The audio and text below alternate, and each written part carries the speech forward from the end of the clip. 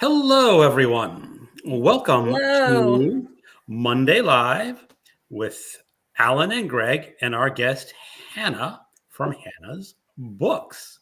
Everyone say Hello. hello Thank to you Hannah. so much for having me. Well, Hey, we you we bet. appreciate it. We like getting all the big booktubers in eventually if they can. I'm not a big booktuber, but thank you. Um, booktube is never really that big. So if you have more than 1,000 subscribers, you're kind of big. All Yeah, right. I So how's remember when everyone the doing tonight? I remember when the deal was like 300. That was the remember Hannah? Like if you got 300, wow, that's cool. And then 500 was like, Oh, when I got 100, my first 100 subscribers, I was, just unbelievably excited. No, I'd never been in a crowd of 100 people listening to me talk about books, so it was pretty exciting. it's It pretty was cool. it was exciting. I remember when I started it in March. It took me to just about September to get to 100, and I never really thought I would be at 100. Like, who 100 people are not going to subscribe, but you know, eventually you get your subscribers. That's always Mhm. cool. Yeah. Then you make friends, and now I have friends around the world. It's wild. Indeed. It's a good hobby. And we can say hi at Jess Book Hey, Girl Jess. TV. Hey, Jess. Hello. Yeah, BookTube keeps me out of trouble. Keeps me busy. Well, I'm afraid it has not kept me out of trouble. It has made my book bill even higher than it was before. Yeah, Not enough. It's definitely made me read out of my normal genre a lot. I've been thinking about all the people who've turned me on to new books and that. I might make a video about it. Who were some of your favorites that you've discovered, your favorite Well, authors like that you've discovered? Tom at LA Books, Tommaso, whom I flew down and met when he was living in Hollywood about 2 years ago. He turned me on to Gene Wolfe, the Huh. sci-fi writer. I'd never heard of Gene Wolfe, and so that's one thing. And then, well, geez, I don't have to look too far. Like Sherlock Holmes, I'd never read Mhm. any Sherlock Holmes. I like the Guy Really? Ritchie movies, but so I found volume 2 at the library. They had it was they have a library box, and Yeah. and Oh, I yeah. I didn't even know about the readathon. The sure Homes for the Holiday, or yeah, Homes for a Holiday. So I'm really into that. But those are two examples. Yep. I I always found it amazing. Like I got turned on to westerns. Ah. So I've that was never read that. a Western. Lonesome Dove is on my list for maybe Oh this man, I year, love that but book. I don't know. Well, that's just Not a great quite a book. But Western, maybe. it's sort of bigger than a western, and there's some lesser known western, which are just basically throwaway books, but they're fun. I found this book for June on the Range. Have you ever read Cool. any of this guy, Greg? I have read his horror novels or one of Oh, his you horror write novels. horror? Oh, Yeah, he's one of those people who can write like 5 or 6 books a year. oh, Wow. yeah. Well, I'm gonna read that some Louis L'Amour. Yep. So let's say hello to Lee. Hi, Hannah. After you are finished here, I have some more information, some more info for you about Gilgamesh. Fantastic. I have plans for another Gilgamesh video sometime soon. So I'd I love to chat. I have seen someone's channel that there is a new translation of Gilgamesh that's come out recently.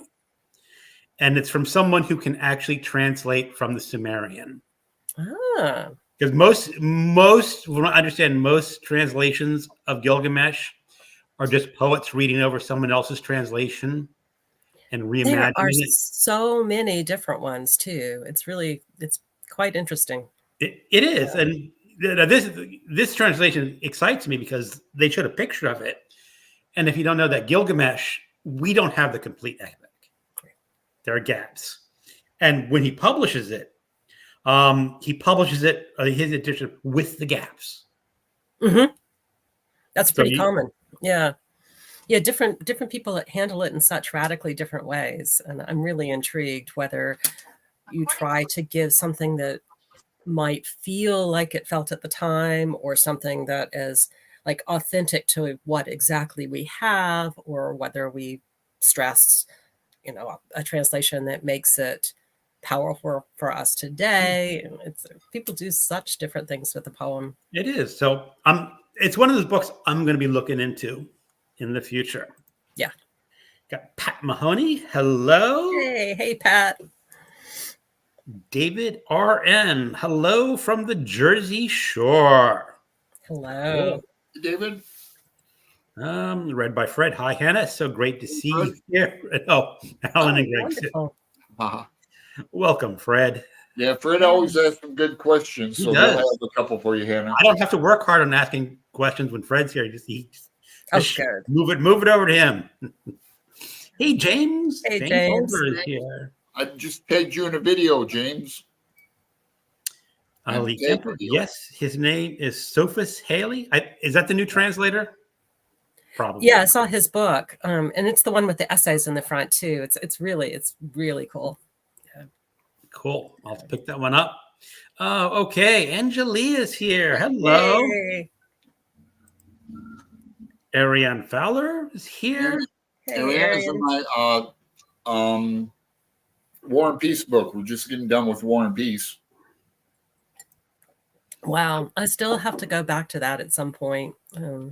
Yeah, we read it. Was that your book group a few years ago that did that?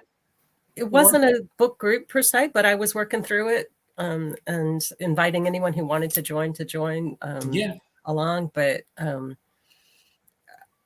my home life got complicated, and I put it aside and just haven't gone back yet. But I really ought to.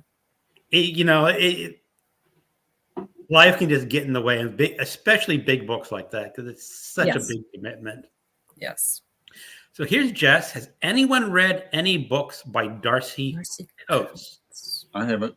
No. What did Darcy Coates write? I think she does what's called a bit of an oxymoron, cozy horror. Now, maybe that's the kind of horror that I should try if I ever try horror. Jess can come in and correct me, but that's the impression I get. Is it's very lightweight horror that's not gory or super terrifying. Horrific. Oh, we got Flo. Hey, Flo. Hey, it's good to see you. It's good to see you here, Flo. Well, Darcy Coates, yes, horror and suspense author.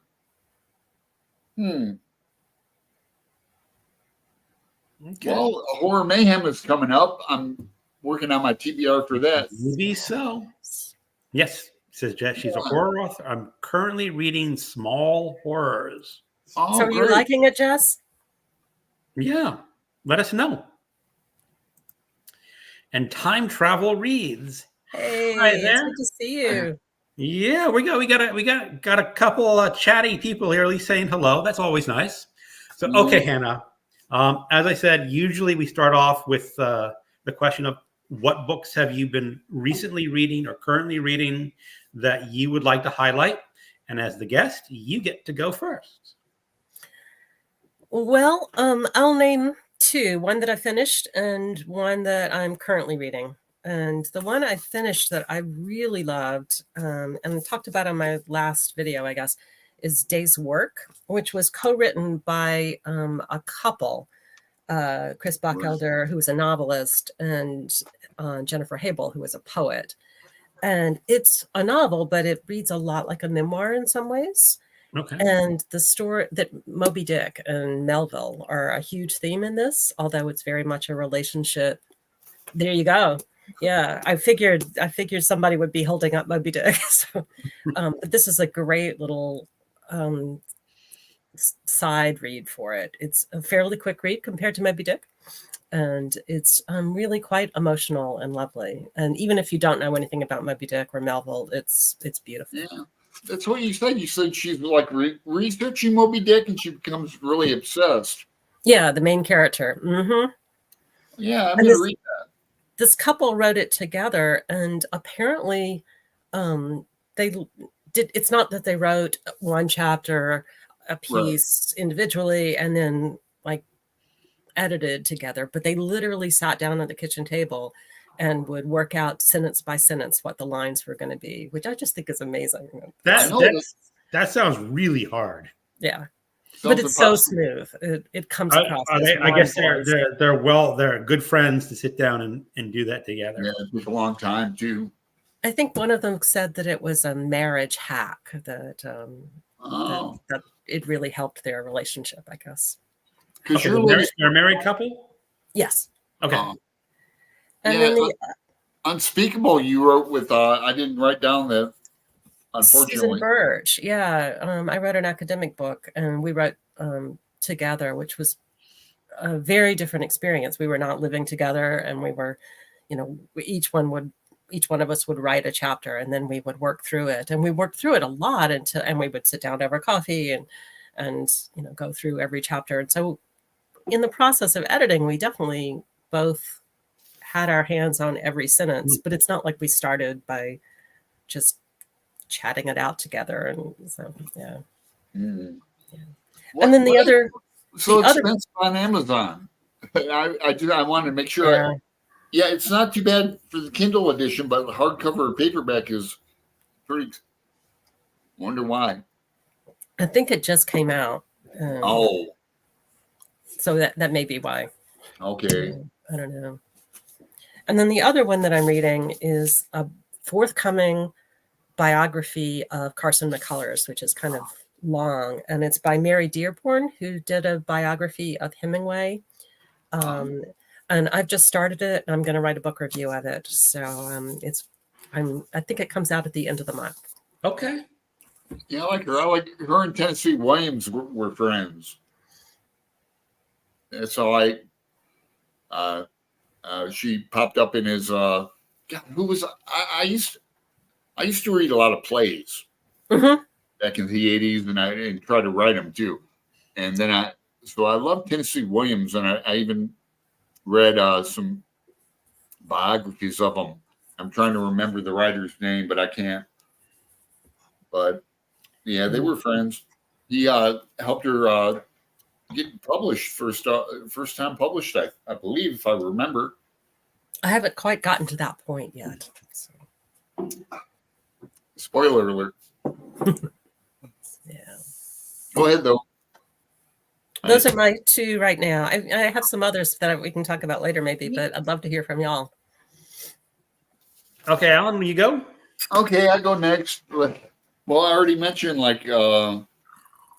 Sherlock Holmes and Moby Dick. Those are going well. But I'm also reading with Greg, and Greg turned me on to William Gaddis. Oh, yeah. The And recognitions, right? Yeah. Ah.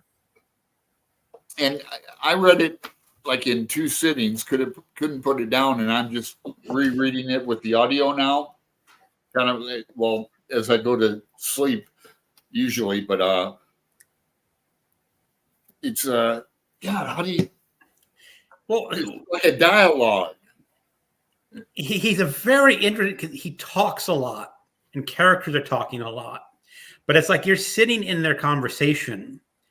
You don't reference what happened in the past, so you have to pull out what they're actually talking about, and it's really interesting because in here, it's a husband and wife. They're talking about a plane wreck.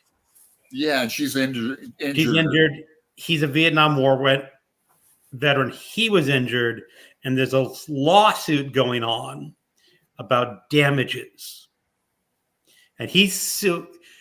And they don't really explain anything about the plane wreck, but apparently she no longer wants to be a real wife to the husband after the plane crash.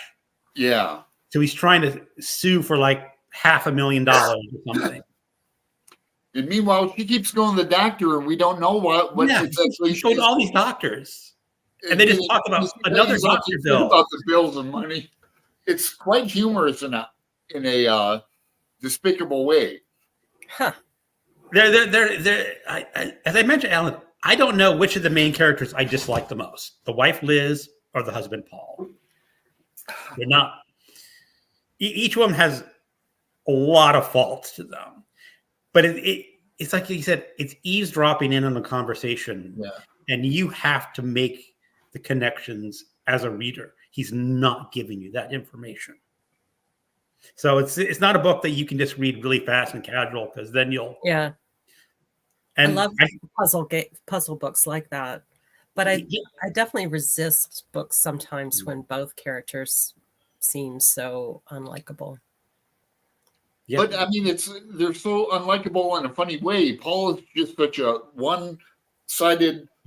You're trying to focus on what is like this project, and you don't really know exactly what financial business project he's working on, and it takes place in the 80s. So before cell phones, before answering machines, and he expects his wife Liz to make all these make all these notes like a secretary for him. I don't want to spend time talking. Yeah, but it's not going to be his best book, I think. Yeah, it's JR or The Recognitions are his two massive books. That's what I've heard. I've not read it. Yeah, I have a strong preference for JR over The Recognitions. I mean, not a strong, but I do like JR over The Recognitions. And you'll talk to other people, and they'll switch it around. So, well, I'm eager to hear what you think after you finish this one. Hannah might like The Recognitions better because it's about forgery and that all kinds of forgery, but art forgery for sure. Yeah. Sounds like fun. Mm-hmm. Okay, Alan, are you done? Can I get some comments? Yeah, go ahead. Oh. Yep. People saying hi to each other.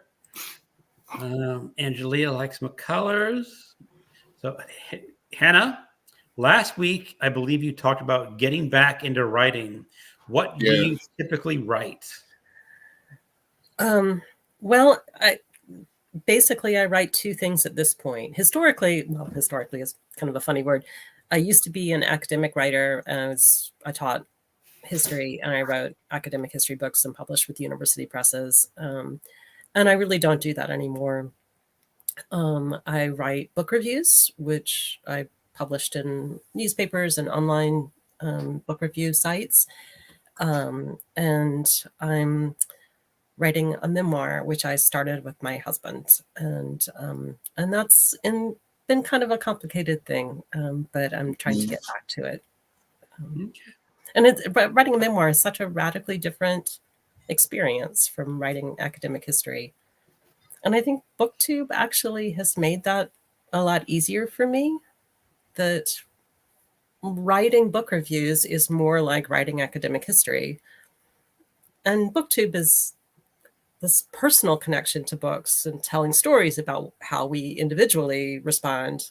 And that's a much more parallel to writing memoir in certain ways. So. Yes. All right. So, Almighty Ohm, the Hemingway bio was well done, long, but Hemingway fans will appreciate that.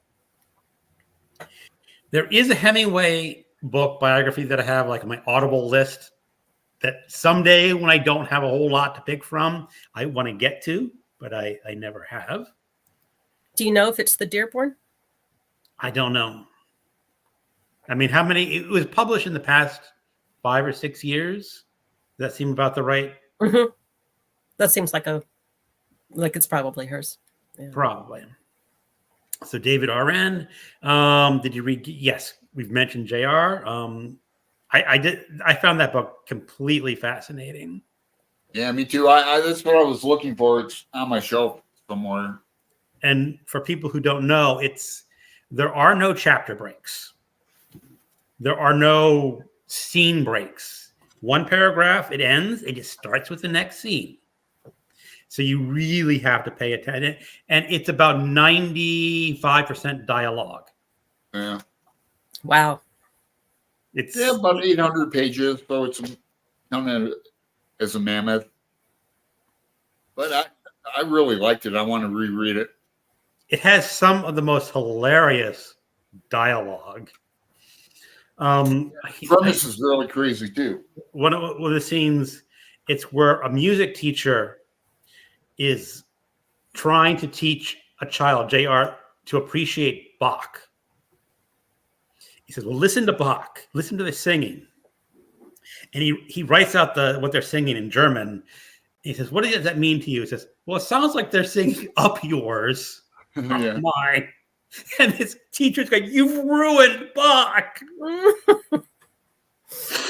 The things that students will say. Right. What's the question? Don't ask a question unless you know what they're going to answer. Speaking of forgeries, there was a court case up here that resulted in art is what people choose to value. Okay. Canada. Dearborn biography is 28 hours long or so. I think it is the Dearborn that I have on my list. Writing a memoir requires more vulnerability. Absolutely. Yes. Yep. And that's why it's harder, even though in certain ways it's easier. And when you're writing academic stuff, it's clear what you're supposed to write to a degree. There's a lot of analysis, but there's a basic story that's already there that you have documents and get to interpret them. And it doesn't require quite as much spilling your guts. And in a memoir, there's some things I guess you just don't want to talk about. And then there's a gap in the story, maybe. Right. So. Well, my husband and I were writing together, and he was a master at saying everything and being so open and honest. And I'm a better editor. I could take his ideas and put them in the order so other people would understand them. But he's the one who had the ability to share everything. And it's harder not to have him pushing me to tell more, to share more. Not that I'm trying to hide it, but it's just my instinct is to keep things a little bit more internal. Okay. You have like a deadline for it. We had a planned deadline, and after he died, I talked to our agent, and things are on hold right now. So until we'll make a new deadline sometime soon, but right. I don't have one right now. Do you think it's going to take another totally new direction? No, but there is it definitely is going to need two new chapters. No, yeah, it needs 2 new chapters. So, all right. So, a book I have recently finished is The Book of Blom by Alexander Tissema. This is a novel translated from the Serbo-Croatia, set in the former Yugoslavian country. It was written in 1972, and it's really about a man who's Jewish, and he survived the Jewish purges in Yugoslavia by marrying a Christian woman and sort of converting to Christianity.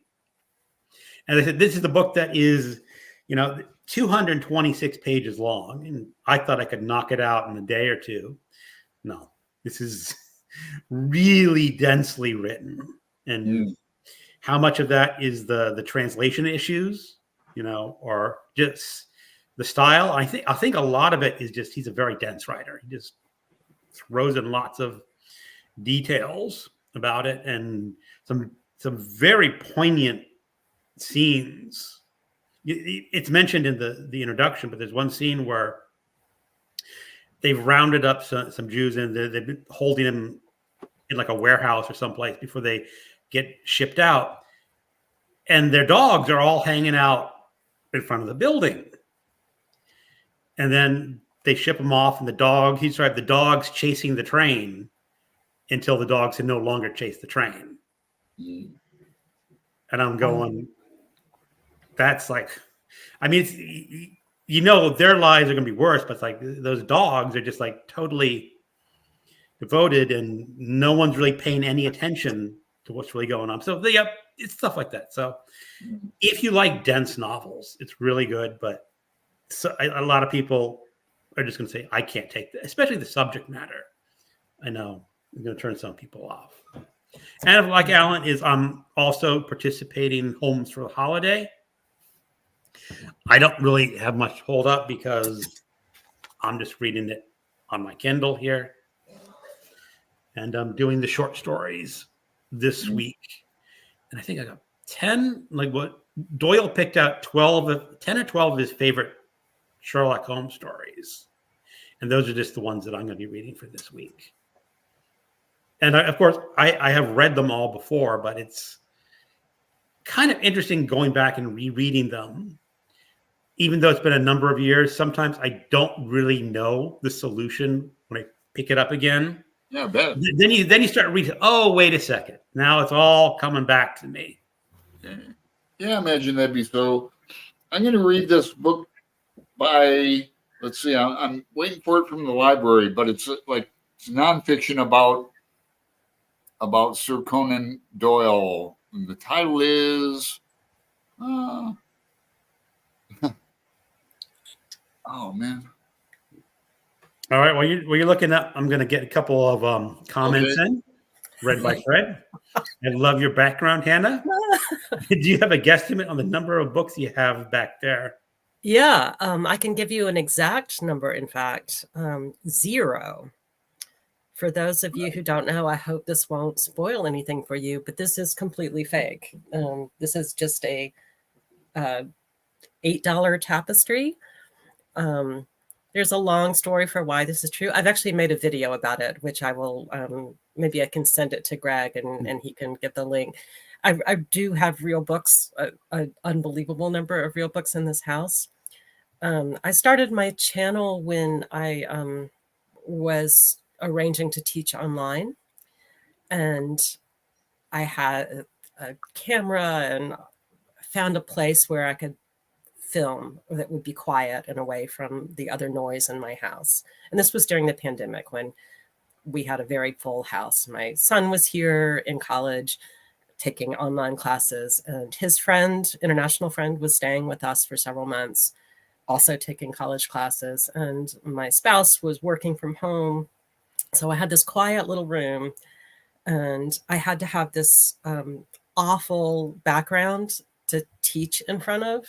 It was just a poster, and so I had it up against the wall, and I wanted something to cover it up. And when I ran across this, I was like, "Oh, that's," and I assumed everybody would realize it was a total fake. So I was going to ask you about it because it looks like all your books are labeled like they're in a library. In a library, yeah. Well, occasionally during the pandemic, someone would say, "Oh, where are you filming? Are you filming in a library? How are you in a library when everything is closed right now?" But yes, it's all just in the video, I actually lifted it up. I unpinned it, and it really is just video. tapestry. Yeah. It's not like a computer background where you can be. No, it's it's real, but I mean, it's not real, but it's right. It's pretty big too, huh? It's a big canvas.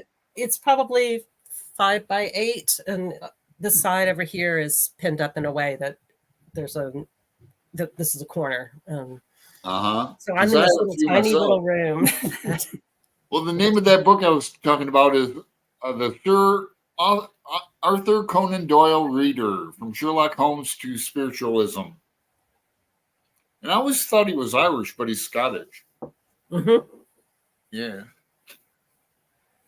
I'm thinking I might want to do the the Sherlock Holmes tag. Maybe this week, maybe next week, but maybe this week. I'm going to do it Tuesday. Okay. So Pat, Hannah, you have also done a remarkable job in your videos of sharing your life. Yes. I was wondering if some of what you have put in your videos could become in some form part of the memoir. That's very kind of you, Pat. I've been just incredibly grateful for people being willing to put up with me talking about what happened here. And that's meant a lot to me. And yeah, I think some of what I've said, I've tried to write up afterwards.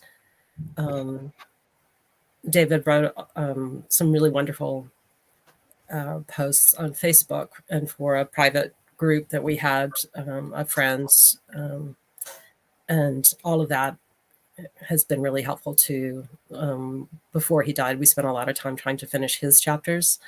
And so a lot of this, what's left is from my chapters. So thank you. I appreciate it. And I have noticed that BookTube is very supportive when people are going through, just say, life issues, that Yeah. you never know when something is going to take a turn for the worse, but right. whatever right. happens, people are right there Yep. to do what they can. Right.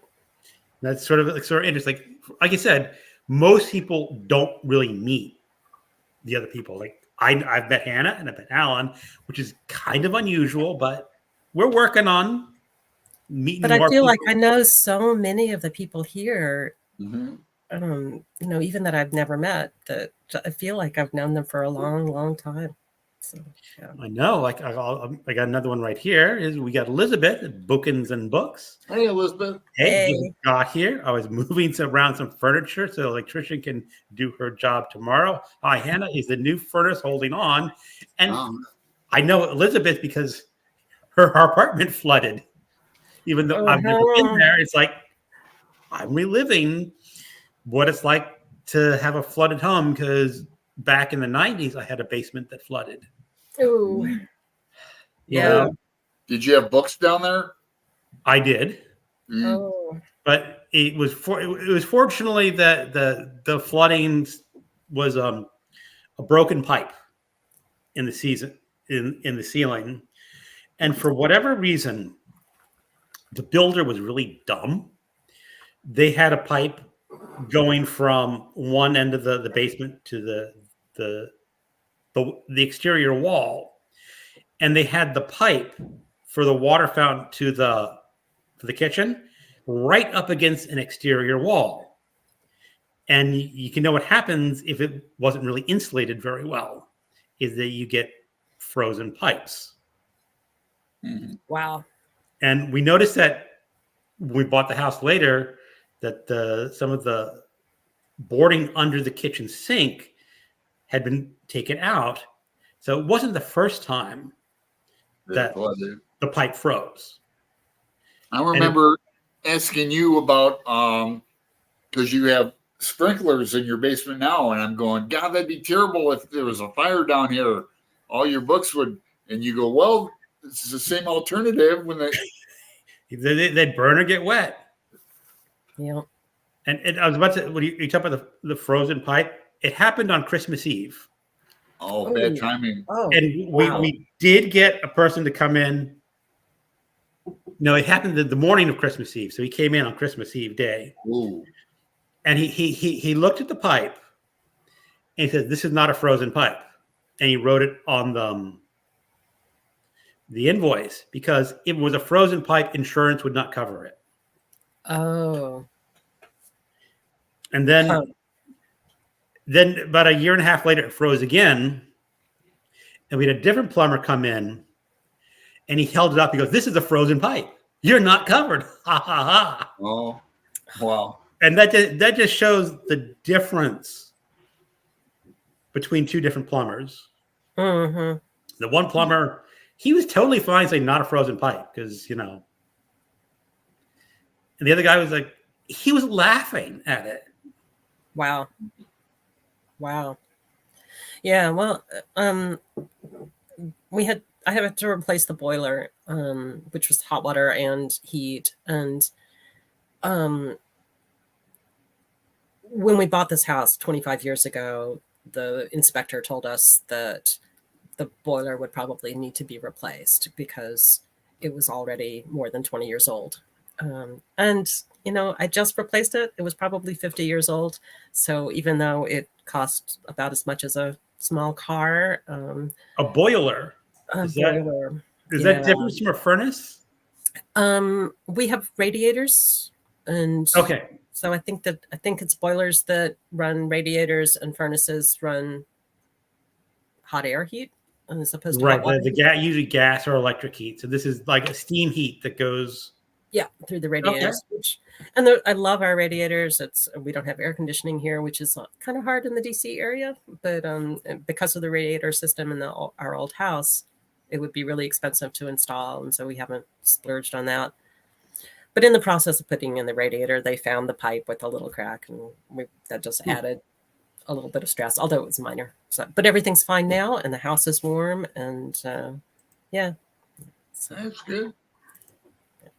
So Pat, speaking of Gilgamesh, have you read Jess Kidd's The Night Shift? write that down. There is a Gilgamesh thread running throughout. I have not heard of that. No, Night Shift.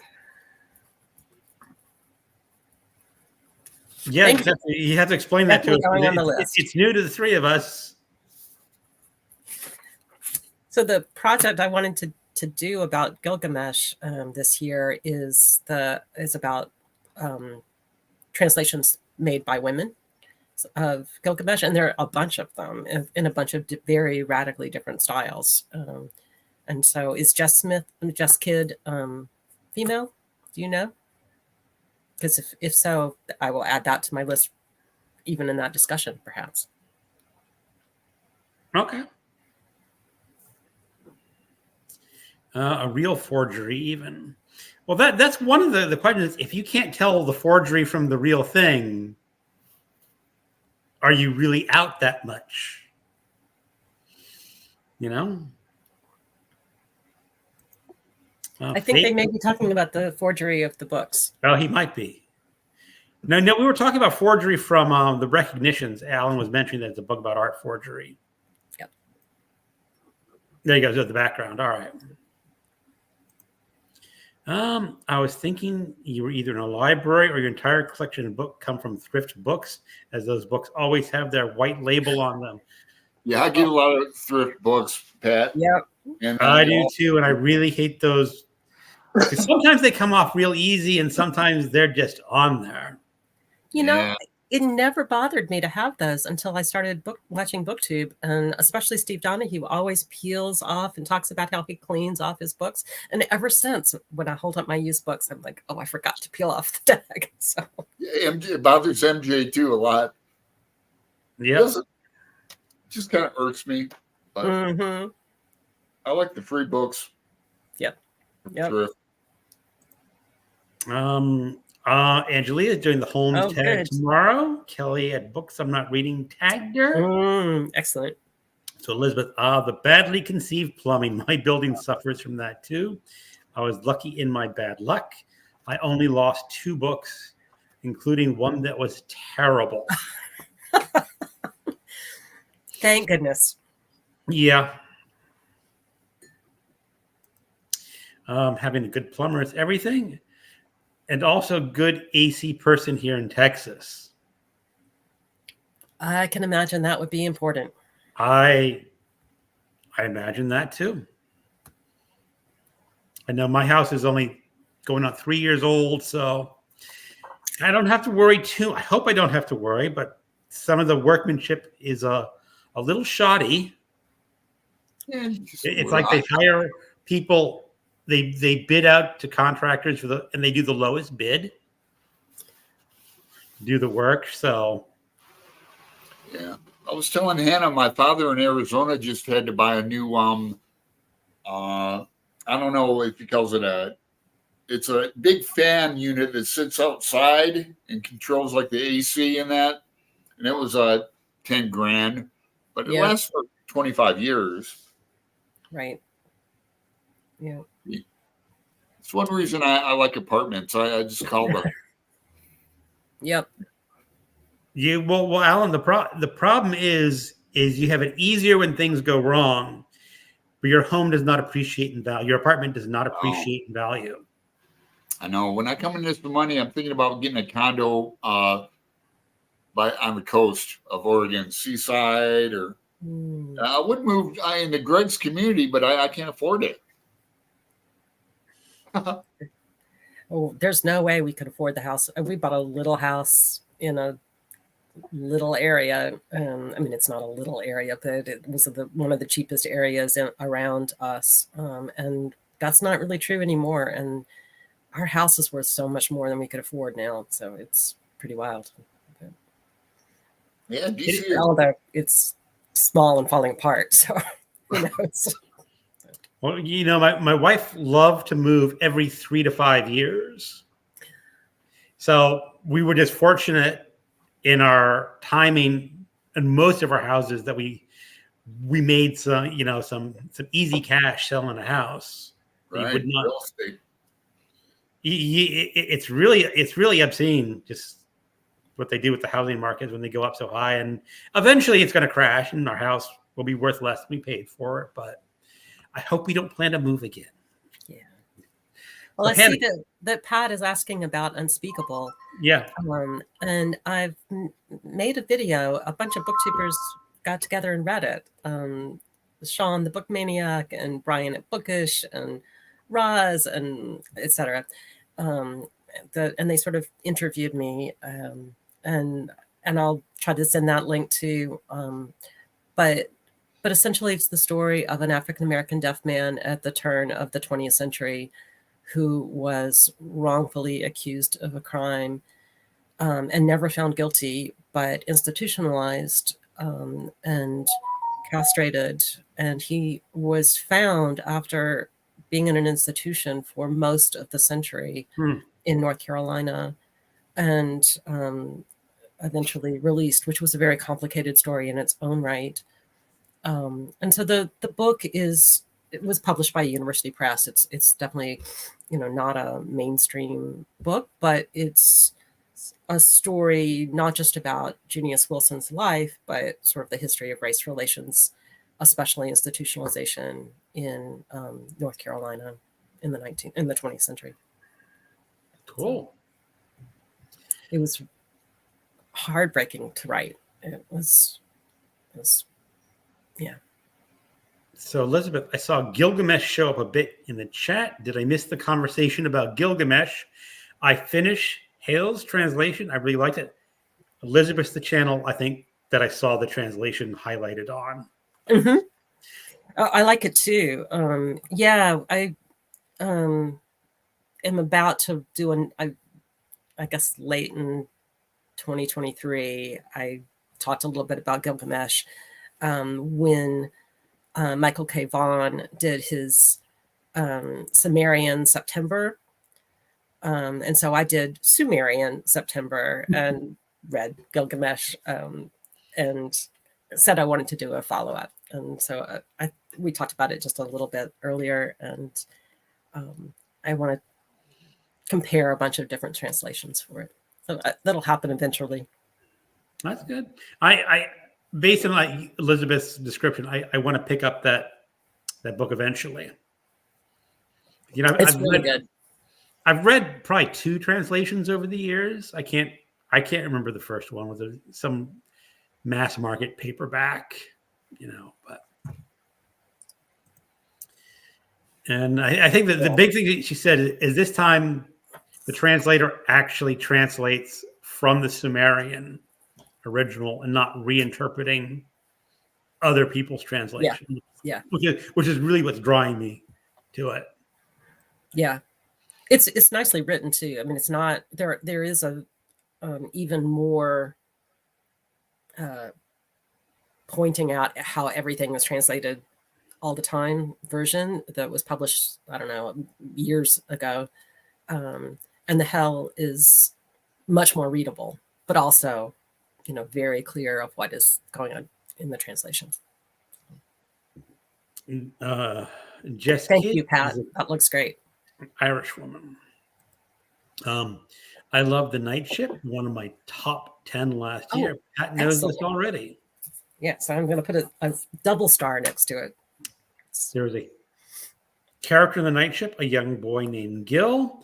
His best friend, a turtle, is called Enkidu. Oh, that sounds wonderful. Mm. Just Long Island is really expensive to live on. I can I'm imagine. sure. Yeah. You know, it's kind of funny. I mentioned in my wrap-up video, I had read the play of The Odd Couple last Yeah. week. Neil And Simon. they mentioned that he has an 8-room apartment. You know, with high vaulted ceilings and all that. And half of the Felix had to pay half the rent. $125 a month. And I'm going like, Times have changed, haven't they? I mean, even just an 8-room apartment in the upper 80s, you're not going to find that unless it's what, I don't know. a couple million, maybe 10 million. Rent control. So I just giggled incessantly, thinking about how times have changed. Ariane Allen, Rockaway Beach, OR, not NY, is a Oh, great yeah. choice for larger towns, which is handy. Yeah, I've been to Rockaway Beach. Been to a few beaches up here. I like it, little small communities, and I like the ocean. Yeah, the only problem with the ocean on Oregon, it's really not swimmable most of the year. Oh, What?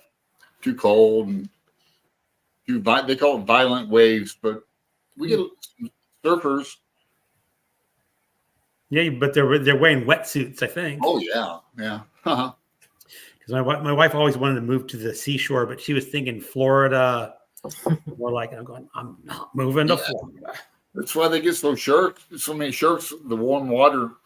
Yeah. Yeah, people at Daytona Beach. I've been there 100 times. Yeah. My family's from the coast of South Carolina, so that's where I lived growing up.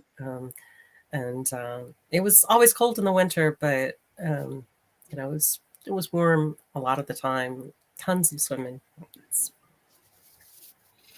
Yep. So, Angelia, you were the one who got to read The Night Ship. That book sounds really cool. Here's a question from Fred. Hannah, as an academic author, do you tend to analyze the writing style of the books you read, or are you able to fall in this story without analyzing it?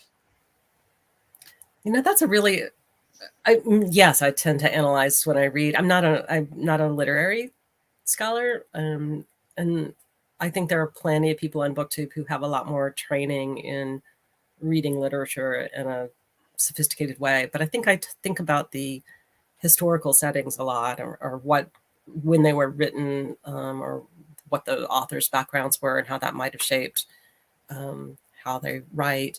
So yeah, I think I do a lot of analysis, but at the same time, I think that analysis is, rather than keeping me from falling into a story, almost encourages me to fall into the story, if that makes any sense. I also tend to totally forget plots. What matters to me or what sticks with me when I read are often thematic elements, but especially characters. Really good characters tend to be what I especially love. And for example, at the beginning of the discussion, I talked about Daybreak. And Daybreak is a book where there's a plot, but the plot is not nearly as important as how the characters develop and how they talk about what's going on in their head. So yes. How many times have you read Jane Eyre, Hannah? You said many, dozen. Many. Yeah. I think I was 11 when I read it the first time, and I'm now almost 57, I guess. And I haven't read it every single year of my life, but pretty much, pretty close to every year, or every 2 years at the least. And I haven't read it in a couple of years now. But I signed up for a class at my local bookstore, Politics and Prose. Greg, I don't know if you've gone to. I know it. As I said, I would love to go down there more, but It's That's just and they have a 3-session class. It's online with a professor from the University of Maryland, I think. Cool. I believe that's right. So I'm going to take a little class, and so I'll talk about it on BookTube at some point. that sounds like really good. I mean, when I was single, I lived in Bethesda, Maryland. Georgetown University had evening classes, which were just, professors, like we did a class on Nietzsche, and it was just like kind of fun because you're not obligated to actually Read the papers. study it. You can just read it and enjoy it for what it is. And a lot of times when you read books like that, I sort of get bunged trying to think, am I getting everything out of this book? And my idea is like, you can read a book and not get everything out of it now. I'm just at the point in life, you don't have to know everything that's going on. Absolutely not. Right. Yeah. So I wish my bookstores down here would have stuff like that, but they don't. Yeah. And then people say, hi, I'm picturing Marcel's giant apartment. Yeah, I think my comment on the play hit kind of home. Yeah. Felix paying $125 a month for an 8-room apartment. Boy, times really have changed. Well, that was his portion. So I guess it's a $250 apartment, but still, you're not going to get anything. 8 rooms. Yeah. Hey, Jim. Hey. Welcome. Alan, you said you like Nelson DeMille. What's your favorite novel by him? Cathedral, St. Patrick's Cathedral. Yeah, it takes. But how did you remember that? I haven't talked about Nelson DeMille in a long time. I think he's got a new book out. Is he still alive? Yeah, but he's just someone who his books are big-ish, but I can read them in like 2 settings. I just devour them. So Lee Hanna, Sophus has his own website and is writing a group of new books. Let me write that down too. We have Steve Donahue watching this. I feel honored that taking some free time or reading time to watch us. Yeah. Hey, Steve. So when I lived in Hermosa Beach, I had 5 rooms directly on the beach for $215 a month, all utilities included. Wow. That was like the 1920s, right? Yeah, Steve. He's only 28. He wasn't around back then. Right. He's always talking about that. Jess, I think you posted a comment on one of my videos. Yeah, I made a few crime fiction videos. I can't remember if I talked about him. But Cool. yeah. So we're caught up with comments. So Hannah, I know we were talking before we started. If you can talk about, you were going to be judging a book prize. And yes. Now talk. I mean, if there's things you can't talk about, you don't have to talk about it. Yeah, I don't think I should name what the prize is, and I can't talk about the books I'm reading, and I don't think I can ever talk about them on BookTube, or at least I am, when they fit in with other themes, talking about them totally at other times, maybe. But it's kind of intriguing. I've never done this before, and it's a fairly small prize, but they're all life story writing, so biographies and memoirs as well, I think fit into that. And so I've got a stack of books that got sent to me, and I get to work through it. And I wasn't given a whole lot of guidance over how exactly to say which one should win. I was told I get to decide that. I get to make decisions about what matters, not just which one succeeds. A group of judges. I'm the only judge for this category. Okay. Yeah. Biographies and memoirs. There's a lot. Because I see them like when I go to the library, I'll see Britney Spears' book out, or Spare, which is one of Greg's favorites, but not Spare. I would like to read Pamela Anderson's. She's got a biography. Oh, I love reading biographies. I read especially author biographies. That's one of my very Oh, favorite yeah. things to. I mentioned the Carson McCullers that I'm currently just starting, and but yes, biographies of authors are one of my big favorites. I've really liked biographies myself. I tend more towards historical figures than literary figures. And the only reason is like if you're reading about a literary figure, I sort of feel obligated to go read their works that they're talking about. Yeah. Mhm. Where if you're talking about like a president, I really don't care to go read their speeches or whatever. And so few presidents have actually written their own books. That's right. Yes. Yeah, I have a maybe this is my academic background, but I fall down rabbit holes so easily. And so I love to read biographies, but I often wind up reading several different biographies of the same person, so I can compare them. And then, like you said, of reading all of the works by authors because of reading the biographies or vice versa. That I so in December I went through a Willa Cather stage and I read several different books by her, but also several books about her. And in fact, where did I put it? I just found a new one about her that is a comparison of Willa Cather and William Faulkner called Axes by Myrtle McGuire Skaggs. And I haven't read it yet. I'm saving it for August, but Great. I'm hoping that Faulkner in August does in fact happen, and I'm looking forward to that. Great. It's already planned. As I lay dying. Excellent. That'll be a great one to. I have not read it since the 80s, well. so it's about time to. As Alan's going to mention, I know one chapter by heart. Yeah, my mother's a fish.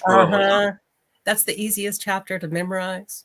Yeah, probably in all literature, everyone can memorize that one. Mm-hmm. Yeah. I have a question from Steve. But you were talking about judging. You're the sole judge, and I know you're not part of the BookTube Prize judging, but at least for me, it feels kind of interesting to be in a judging with other judges. Yeah, and I kind of like that idea. Is that you don't get just one person; you get an amalgamation of different people. And the thing is, though, some of the books that get passed on, you're really scratching your head. But then again, some of the ones that I voted for, some other person probably scratching their head, like, why would you put that one over top? So, but it works out. As a viewer, that's one of the things that I love about the BookTube Prize. I don't really care which one wins. I like seeing what gets nominated, but mostly I like seeing how all of these different people talk about the same books, and they're talking about them at roughly the same time, which, you can see threads like that happening on BookTube just in general, but especially because of the BookTube Prize, there are these conversations between people who interpret them in really different ways or interpret their value in really different ways. And it's just really nice to see them talking together. I enjoy that a lot, which I know is not really the point of the BookTube Prize, I guess. Well, the it's a lovely side effect. Yeah. We don't really talk about it up front. We're trying to not influence. Yeah, not until the segments. I forgot what they're called. The problem is, like, I did a pretty rave review of one of the fiction books that is being judged. And so I did that before it got nominated and picked, but you can go out and see that I really like that book. Right. And would it influence anyone? I don't know. I sometimes think that I can turn off the influence key saying, well, it's okay if you really like that book. Yeah. But I may not really like it. So it's fine. And people talk about how they feel about those books after each round. And then, those books come up again, or some of those books come up again. So yes, it's not like it's really hidden. But what I do is, what I'm planning is, like, I'm going to record like short little videos about each book and then do it a vlog and only show the ones that lost. And then eventually. Oh, interesting. Yeah, that makes sense. eventually you'll get to see them all at the final round. So Steve has a question for Hannah. Has your experience of reading a book been so bad that you found yourself personally hating the author for just perpetrating the book? I bet. Um, I bet, yeah. I think when I read books like that, I rarely actually finish them. So Roth is an example that I've really disliked Roth so much. But I never actually finished one of his books. I'm sure that's not actually true. But it was pretty close. But the Bailey biography of Roth, which I read before publication and then got pulled very rapidly afterwards, although I think it's now back in print by a different press. That one made me really angry, and I will not read other Bailey books, although, maybe I'll change my mind there with good influences. But yes, that definitely made me hate Bailey, or at least how Bailey talked about that book. What's interesting is I bought that book on audio a few days before the scandal hit. And I had just started BookTube. I said, can I talk about this book? So it's just sitting on my queue, and I haven't read it. And I'll get to it someday, because I actually like the works of Philip Roth. Yeah. Reading them. But what's curious is my wife and I were at a B&B somewhere in New York, somewhere in New York, a small town, and you're talking with the innkeepers, and they said, what do you like to do? I said, oh, I really like reading books. He said, oh, what have you read? I mentioned this book by Philip Roth that I just finished. I thought it was pretty good. And the innkeeper was the one just stared at me. Philip Roth has been a guest. Wow. And she said he was a really nasty man. Well, thinking about that Bailey biography actually reminds me of Fred's question about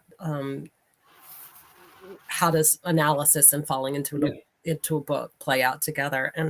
And that's one where, if it had not been for sort of my constant, how is this book trying to work, or how is this book failing, that doing that analysis as I was reading is what got me through that book. That I could get as mad as I wanted to at Bailey, but then I always had this thing that I was really fascinated in, of why I was angry at him, what he was doing that irked me, or that I thought was poorly thought out, or biased in an intense misogynist way. So yeah, occasionally analysis can actually draw someone deeper into a book than be on the side or whatever. So Jess, I'm sure Pamela Anderson would have a lot of dirt on Tommy Lee and Bret Michaels. Yeah, but nah. And the thing is, I really would not care a hoot about Pamela Anderson or Tommy Lee, or I'm not even sure I know who Bret Michaels is. Yeah, he's a singer for Poison. I like reading biographies, though. Ever since I was a wee lad. Yeah, for the BookTube Prize, there were a number of star biographies or memoirs, and I'm glad most of them did not make it through to the final round. Yeah, that's why I kind of mentioned it. I can't see you reading Britney Spears, and I know you don't like Spare. Did you even try to read Spare, or you didn't even? Spare did not even get nominated. Oh, yeah. Too many. I don't think anyone gave that a rave review. Yeah, I think Barbara made it through, right? Yes, Barbara Streisand. And yeah. I don't know how that's going to do. Maybe I'll have to read it and then another round. Now, the only thing I'll say about this is that, especially on nonfiction, I've looked at some books that have been nominated, and I go, I don't want to read that one at all. And then it comes up, and I have to read it. And I said, wait a second, that was actually a pretty good book. Yeah. There you go. So it was like the Little Devil. Oh, something. It was about African American in the arts. You know how they present like African American in the different art brands, and I thought it'd be really boring, but it was fascinating. And so it got like the second rank when I did it, and who would have known? Hmm. Mm-hmm. So I'll hold that in mind for Barbara Streisand saying maybe I can be surprised. I think Barbara Streisand and I share a birthday, Oh, Oh, nice. along with Anthony Trollope. Oh, funny. I saw a play regarding her life. It was a comedy by. It was a one-man show, and the guy was gay, and it was all about. She's got a mall in her the basement of her house, a mall, like a shopping mall. And she's done interviews, I think on 60 Minutes, where she showed it. But the play was hilarious. And I like her. yeah. So hey, MJ, hello. Sorry, it's been a little bit of time before I got to drop in and say hi to your comment. Well, I was thinking about MJ's conversation about annotations, and I want to ask y'all about whether you annotate in your books. I saw your video, Greg.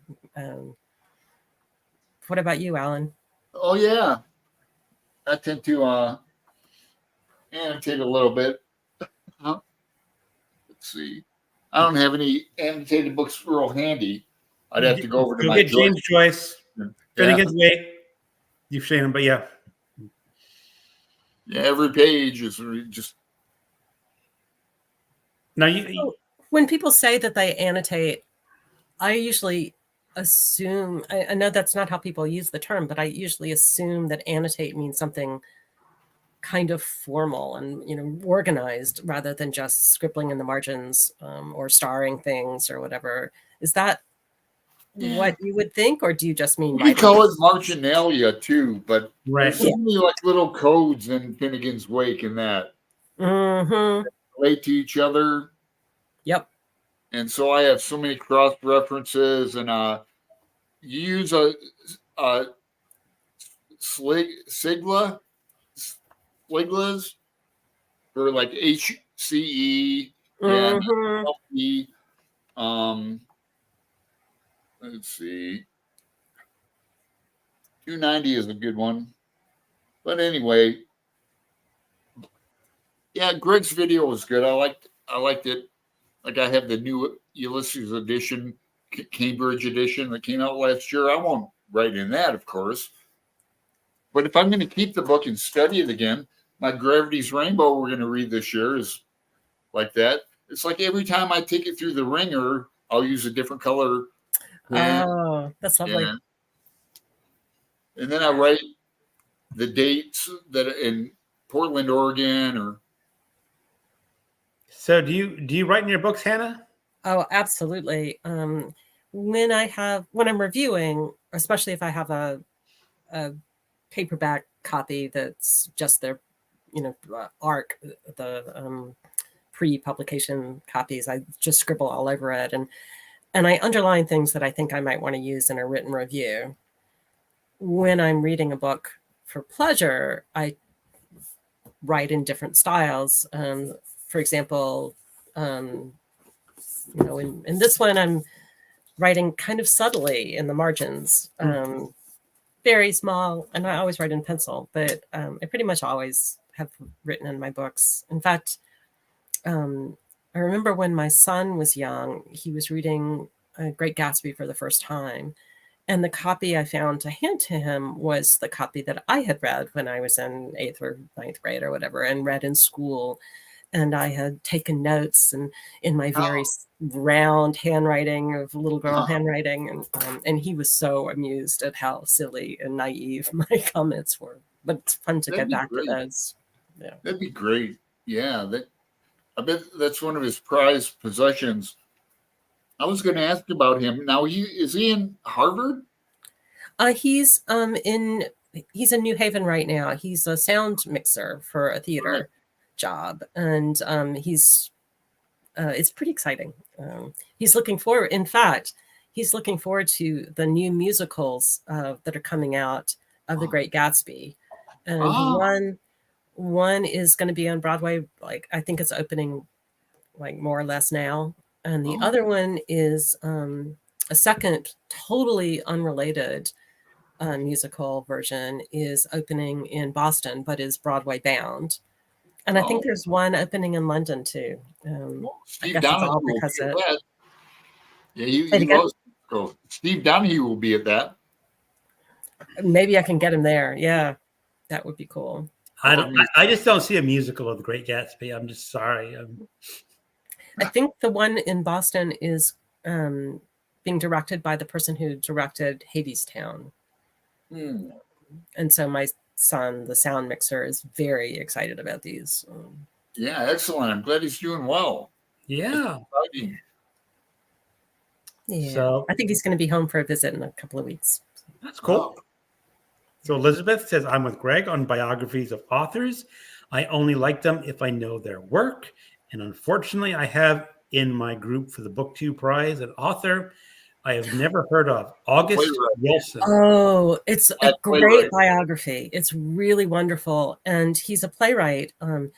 Several of his plays have been made into films. Yeah. So definitely The watch a 5th couple. of July. Did you write the 5th of July? Or is that another Wilson? I can't remember. He has one really famous play. Doesn't Okay. he? Speed the Plow. Okay. Well, my son actually worked on Seven Guitars, which was one of his. He has a series that were one written for every decade of the 20th century.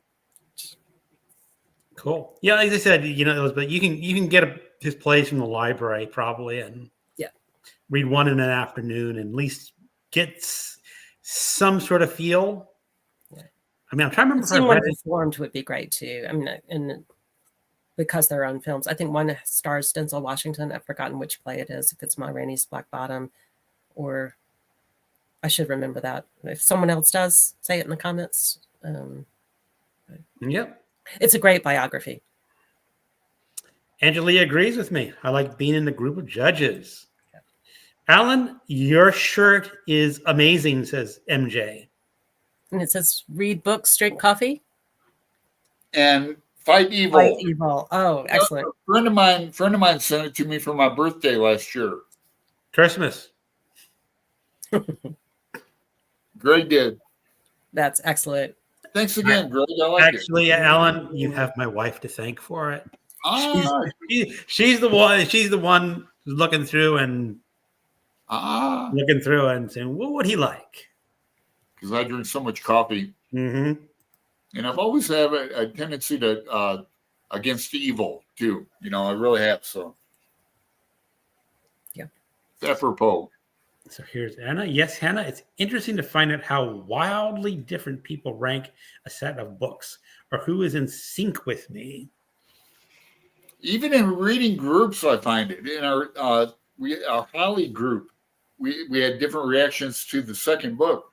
Just kind of totally different. But then, since I have an open mind, I began thinking about one comment in specifically, and I came around to kind of agree with it. So, yeah. Mm-hmm. Yeah. Well, it's such a, I always feel like there's this conflict between when I'm trying to review to say whether something is really wonderful versus when I'm talking about my personal reactions. And, it's, they're books that I think are great, but are not for me. And trying to find ways to talk about that, or to think about that, is sometimes hard. Yes. Yep. So hello, Courtney. Courtney's here. Hey. MJ, Madonna's was like 1,000. I don't think Madonna's was 1,000. I think the Barbara Streisand was 1,000. Well, I can tell you how much. What was hers called? My Life is. No, the Britney Spears one. What was it called again? Oops, I don't know. Life is a Woman. I have it for my.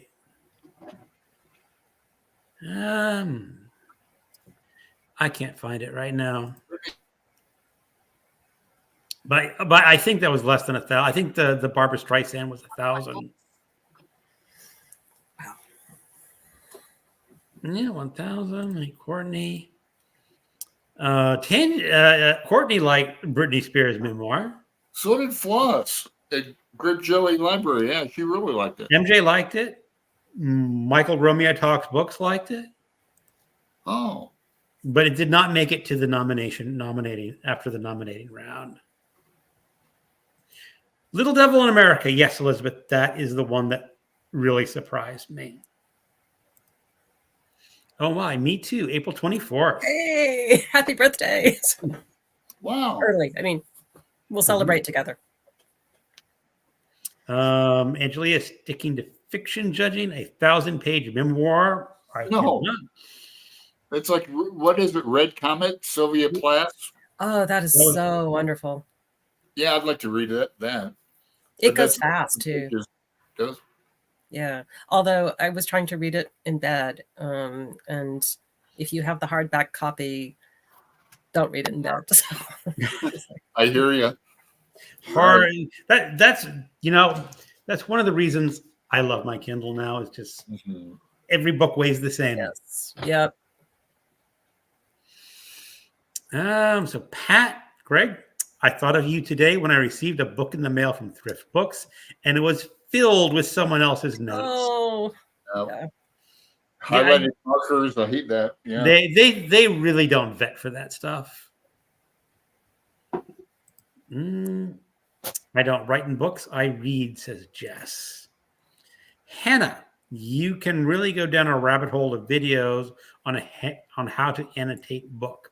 It's fascinating to watch. Yeah. So, MJ, what are your, when you were annotating, did you feel like you were following like rules to make it annotated correctly, or were you really talking about, what you wanted to write about in the margins or something that really stuck out at you? Was it to build this kind of outline so you could look at it after the fact, or what were your purposes, in other words? But yeah, I'll have to go follow this rabbit hole. That sounds like fun. Like Moby Dick, I'm keeping a separate little journal on it. Oh, wow. And, writing down page, like, all mortal greatness is but disease, and rather sleep with a drunken cannibal than a sober Christian. Just drawings. Oh, wonderful. Yeah. I so wish I could draw. I started doing that because someone said that's how they do when they read a good book. They do not only marginalia, but they'll do a little keepsake journal too. So, yeah. That's great. I like that. I think I would get too impatient doing that. But yeah, I would love to have that to look back on. Yeah. Well, as I mentioned before, I can't annotate because my handwriting is just so illegible. It's just, it's bad when I'm just sitting at a desk trying to write. If I tried to write on a book, that would just be like just ink on a page, scratched. Yeah. Well, that's another advantage of a Kindle. Yeah. And you don't like your note, you just erase it. Right. Hannah, when you were researching for your books, did you have a system for organizing your notes? Yeah. It sort of depended on which projects I was doing and what stages I was in. So when I was doing research, I would organize them by the particular papers that I was looking at in a collection of letters or whatever, or from archives or from dates or whatever.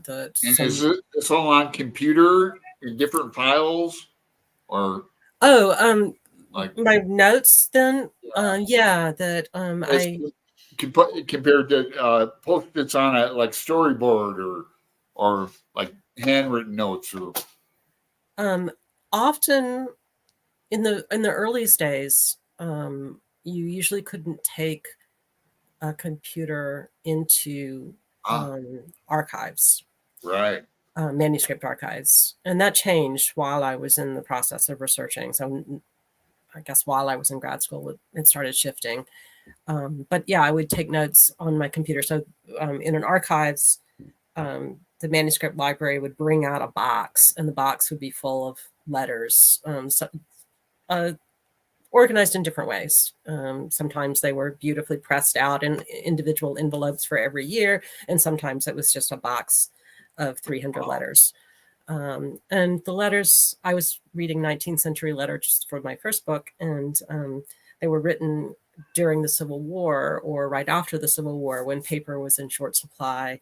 And so in general, it was onion skin paper, and people would write one way on the paper. And then because they had so little paper, they would turn the letter and write across. It was called cross hatching. Oh, wow. But this was onion skin paper. They would then turn it over and do the same. So there would be 4 layers of handwriting.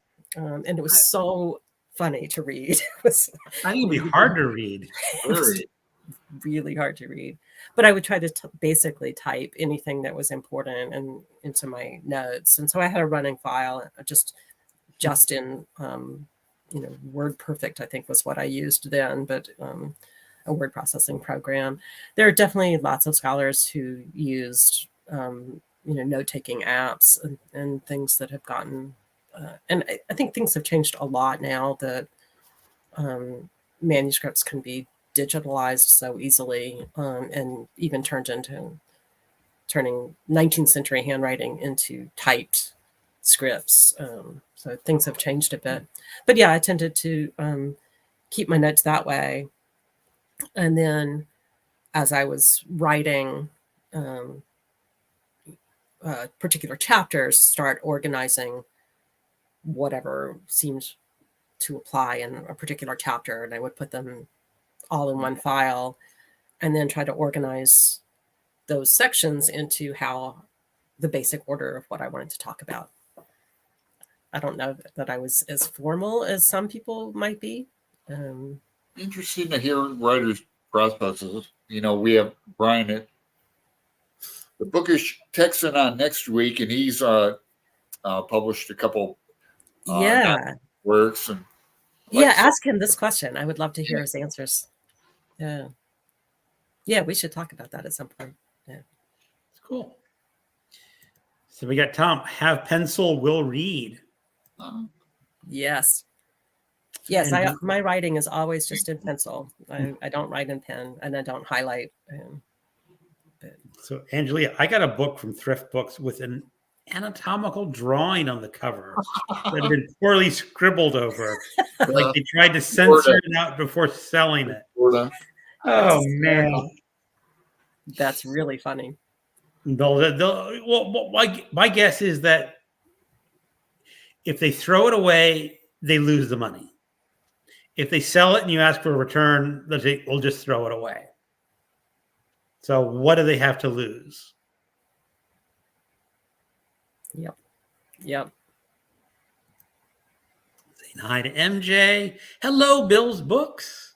Hey. Taking a while to get to your comment. Sorry about that. Quaint and Curious about Fences. Yes, that is the play by August Wilson that I was not recalling. And that's the one with the actor I mentioned. Well, it's down below. It's Denzel Washington. Yeah, thank you. Yes. So, yep, Pat says she also picked up Fences, and there was a film with Denzel Washington. Joe Turner's Come and Gone is another Wilson play. Yeah. Elizabeth mentioned The Woman in Me is Britney Spears. I looked it up on my spreadsheet. That one's only 288 pages long, so not too hard. Yep, someone else mentioned The Woman in Me. Not a great book, but a wild story that ends well. Madonna, Rebel, A Life, 880 pages. I would be amazed that she could get 880 pages, but who knows? That one did not make it to the nominating round, so. Was that from last year? What? Was that one from last year? No, that was this year. I think. Hold on. Let me look up my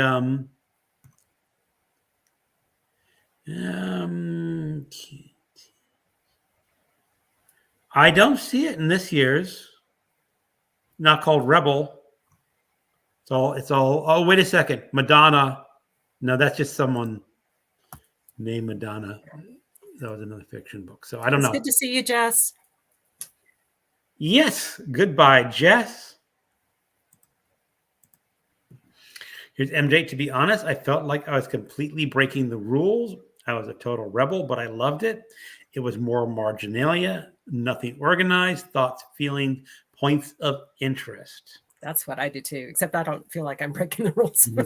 But yeah, it feels like engaging with a book somehow to write in it. I mean, it literally is. But, yeah. Well, that's the advice that Mortimer Adler gave as a conversation, but it's, if you want to do it to your own book, that's fine. But it's like when you get sold someone else's stuff, that's when. Right. Yeah. I always realize that when I write in my books, it does make it maybe valuable for my kid to see what his crazy mama wrote in the margins, but not for other, strangers to read. So yeah, it does kind of ruin them for other people. So here's Elizabeth. I like videos on annotating books. I don't often write in books, but when I do, I'm reacting in the margins. I may also underline or write a definition of a new to me word. No organization at all. Oh yeah. I mean, when I started reading Faulkner a few years ago, I had just a separate notebook, a lexicon of all the antiquated words and that he used that I didn't know. Yeah, James is saying that he did his research in the North Carolina Library, and so I did it at UNC and Duke. And yeah, it was, you'd get your pencil and then a piece of paper. You couldn't bring in a notebook. And I would try to write in my handwriting and then transcribe it that night before I forgot what I wrote, because my handwriting was sometimes messy as I was trying to decode somebody else's handwriting. Mm-hmm. Yeah. All right, I'm looking up. I didn't see I have a note from MJ wants me to check the spreadsheet for Madonna's book. I don't think it's called Rebel. She has to tell me the title. Yeah. And I wrote like crazy in my books when I was teaching, but now that I'm retired, I find I make all my notes in a separate notebook. Oh. Organized. I use millions of the Post-it notes. Every year, my Santa Claus fills a stocking with Post-it notes for me. And I don't really use Post-it notes a lot, but I have a bunch of them sitting around. And I occasionally use them for BookTube videos when I want to read a passage out. And instead of dog-earing a corner, which is what I usually do. Occasionally I use it. Yeah, I dog-ear the top. I dog-ear bottom corners. Let's see. Like Post-its, this type of thing. Oh, wow. Yep. It's a War and Peace, but I kept just a thing on War and Peace on a bookmark, Mm-hmm. But yeah, when I read library books, I usually keep a bookmark in and write down page numbers.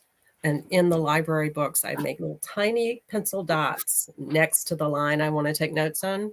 And then at the end, I go through and look at the page numbers, which correlate to the dot, and take my note on the computer and erase the dot and send it back to the library. Oh, yeah. I just can't help myself. I can't read without a pencil in my hand. Mm. It's a good system. Yep. So Elizabeth also I use Post-it notes for library books. and Angelia, my husband just came in and laughed that we are sitting here in a lively discussion about annotations and note taking. I must go. Good night, everyone. And good night, Good Angelia. night. Well, that's what I'm glad you were here. You'll never know what comes on a live show. That's right. You Especially talk when you about invite a it. nerd on. So that's what makes it interesting, and the fact that we do have really lively discussions about this stuff. It's like a pub night where you're sitting down with your friends and sitting in a pub, and who knows what you'll talk about. Yep. So Pat, she gave me the title Madonna, A Rebel Life by Mary Gabrielle. I checked it, and it is 880 pages long. Wow.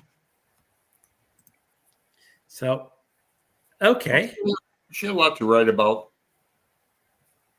If I write in a book, it's one I'll keep. If I don't keep it, I discard it. I can't read a book someone else has written in. I don't want to subject others to my thoughts. Yes. True. Yep. Yep. Yeah, I'm not too keen on reading other people's underlinings. Little comments here and there. It's kind of intriguing, but if it's just covered, I don't want that. Yeah. I need to head out as well. It's been fun. It's great to Having a see great night, you. everyone. Good night, Fred. Yeah, Madonna reading this light. It's the book by Mary Gabrielle. Yeah, I already caught that one. Good night, Fred. MJ, we are all passionate readers. Yes, we are all passionate readers.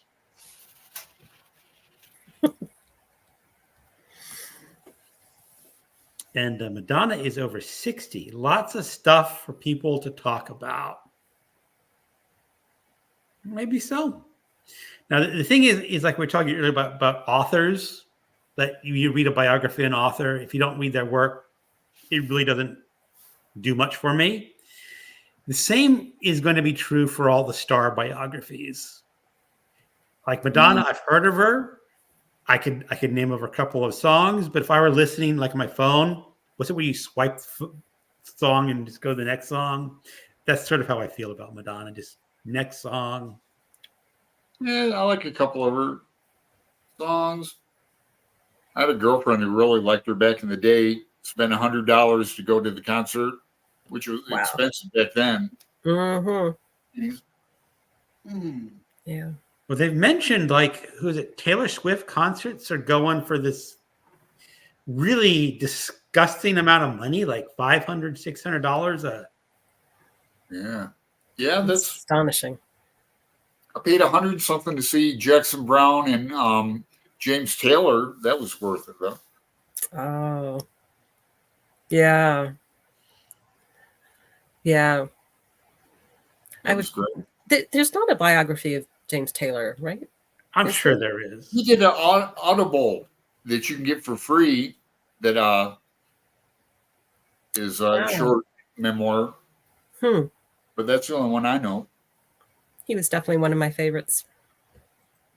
Yeah, I have his old albums still.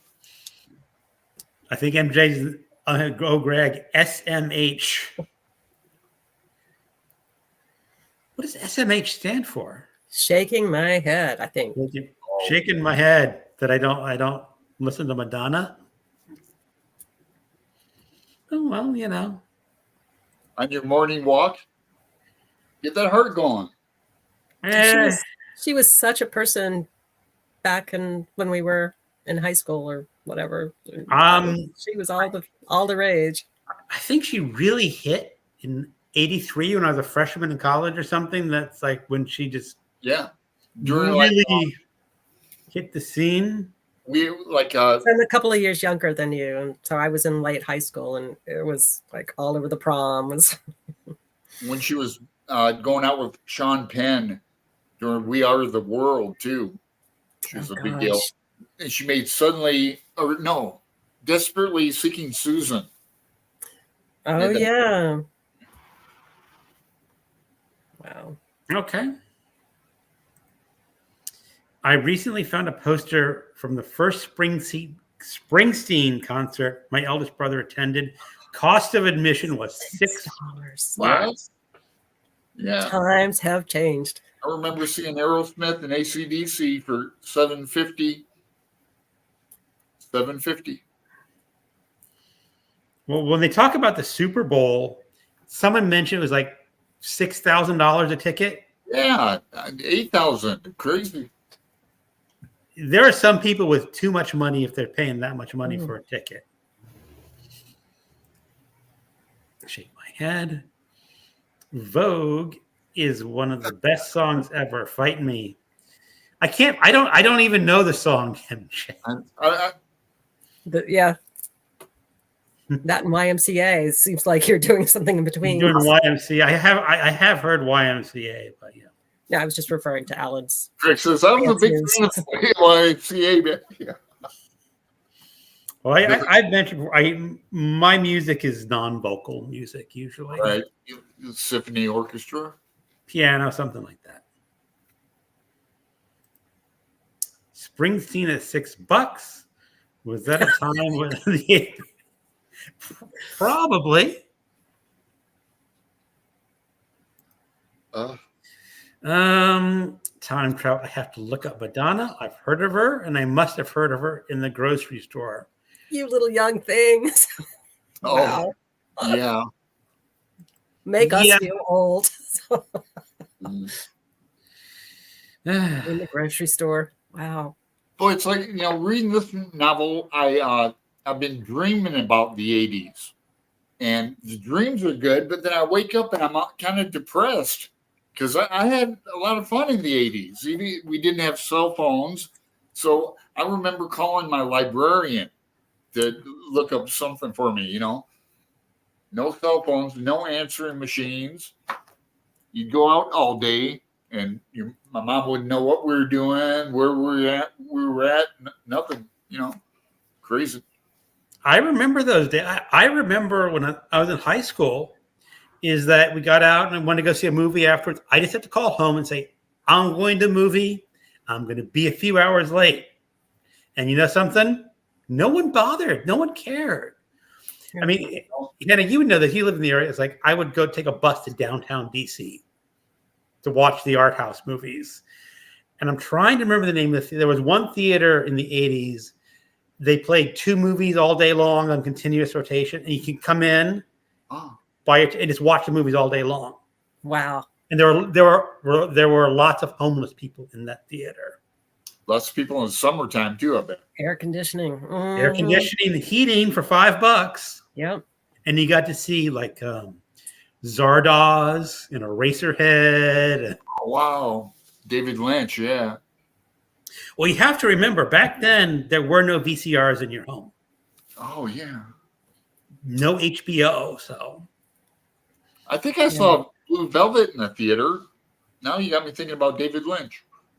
Like I said. Definitely, those were times. I had a friend who his parents owned a 2-screen theater, real small, that did all the foreign films in Toledo, Ohio when we were growing up. And we'd go in there after hours and watch films, eat all the concession popcorn for free, and it was great. So MJ just says, goodness, not sure what she's responding to. The 80s were the best, hands down. It was a good time to grow up. I could work on cars and understand them, like old muscle cars, Mustangs, and 68 Chevys. Now I couldn't. You wouldn't know all the computer, the high-tech stuff inside of them. Yeah. But here's Quentin Curious Volumes. Some years ago, I stopped at a Starbucks on a long car ride, and the barista was dressed like a mid-'80s Madonna. I was amazed that style was coming back. That's really funny. I didn't realize that it was. I didn't know. He comes in several miles down the road before I realized it was October 31st. Uh-huh. Well, that makes more sense. I'm just surprised someone would think of dressing as Madonna, but who knows? Yeah, the 80s had a look, all girls dressed like Pat Hair everywhere. Farrah Fawcett, Yeah, I remember when I was little, I've always had really straight hair. And I remember when Farrah Fawcett was big, and I guess this was the 70s with her Mhm. bangs. Oh, I and remember that. like, my hair won't do that. So, Yeah, it's a What curl. was the show that she did? Was it Charlie's Angels? Was she on that? Charlie's Yeah. Angels? yeah, I think that was it. And she had a poster that every young guy had in his room. I had a couple friends who had that poster tacked I on had the it. wall. I had it. Uh, LOL James. I guess they're talking about the Madonna on Halloween. In 1981, I worked in a grocery store that rented VCRs and VHS tapes. I remember those that yeah. you could rent. It's just that most people did not own their own VCRs.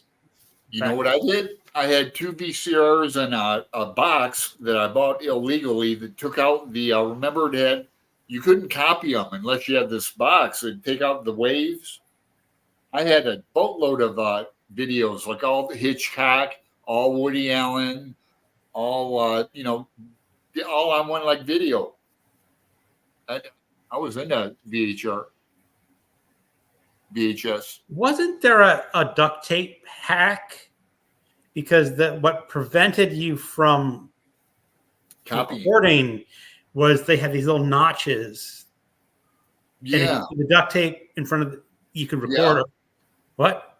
I don't know if that's right, if I'm remembering that correct or not. Yeah, I think you're right. I remember that. Boy. Next, I'll be telling the kids to get off my lawn. I know. I want my ball back. They were like $800. Is that the box? Yeah, VCRs. Yeah, when they came out, my dad had one of the first cameras that you had to hold like on your shoulder, Oh, wow. and the cassette went right in the camera. Yeah. Had a big cord on it. Big cord. Crazy. All right. What Yeah. Phones had cords? What do you mean? Right. Yeah. But no, that, like you said, Alan, that brings me back to the days where you were free. Like, this is a weight that just ties you down. It does kind of, but it's so convenient to have, like, they say we have the power of Apollo 11 computer now in our. More than that, More than that? these are more powerful than the computer that cracked the Enigma code in World War II. And technology just keeps building on itself, and it's like the jumping Jesus effect. That's what Robert Anton Wilson called it. How we time shortens, but we discover, technology advances faster. Something like that.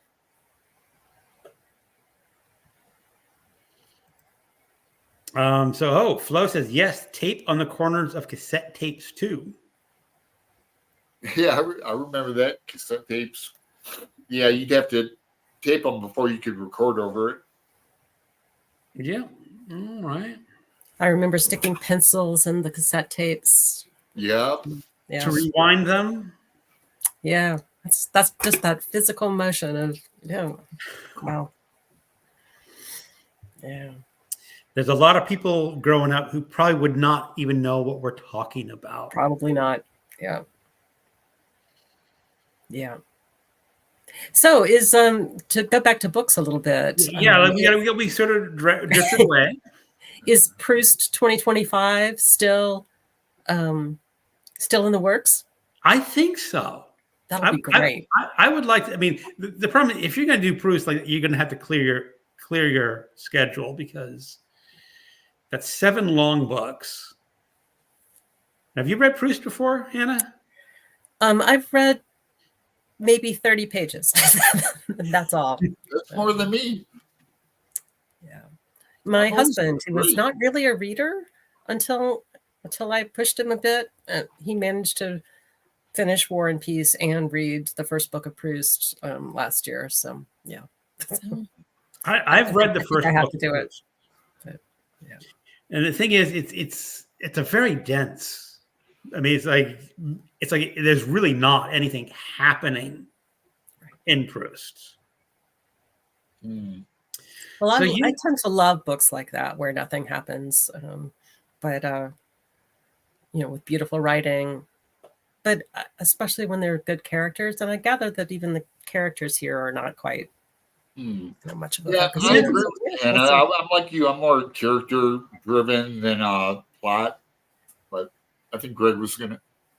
Yeah, I think the characters are fine. I mean, there's a lot of detailed character work in Proust. Good. So maybe this is gonna happen next year. I'm in. You're in. Greg does it, I have FOMO, so I'll do it. Sounds good. So let's get. So Hannah, I just thought the same thing. We're talking about the cassette pencil. tape. Elizabeth has to go. Good night, Elizabeth. It's so good to see you. It's getting kind of late. My kind of book.